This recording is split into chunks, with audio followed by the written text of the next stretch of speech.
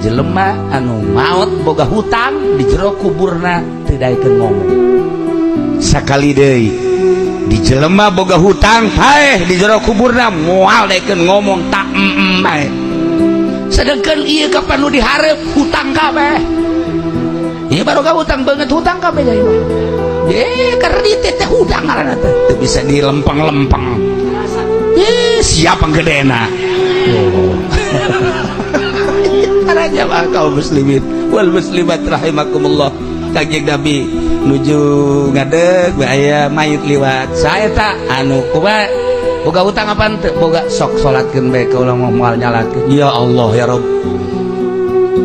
Isu pagetona aya deui nu liwat. Saya tak mayit saha pulat boga utang teu? Boga salatkeun bae terus kumaraneh kula moal nyalatkeun ka jelema nu boga utang.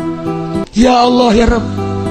Emang kunaon kitu ya Rasulullah? Di jero kuburna teu daekeun ngomong. Urang teh kapan asup ka alam barzakhan disambut ku ahli-ahli kubur, ku bapak urang, ku emak urang, mun geus sareueuh ku anak urang, ku tetangga urang kabeh asup ka jero kubur teh. Nah, we Haji Mamin, pelukannya Nabi asa cara alam urang kieu. Nah begitu ditanya kumaha keayaan waktu ditinggalkan, kumaha keluarga, kumaha anak, kumaha tetangga, kumaha dan lain sebagainya, ngobrol biasa. Tapi aya jelema ditanya tedek ngobrol, tedek ngajawab kumaha keluarga, tedek ngajawab kumaha anak, tedek ngajawab kumaha tetangga, tedek ngajawab sama sekali bae kapek.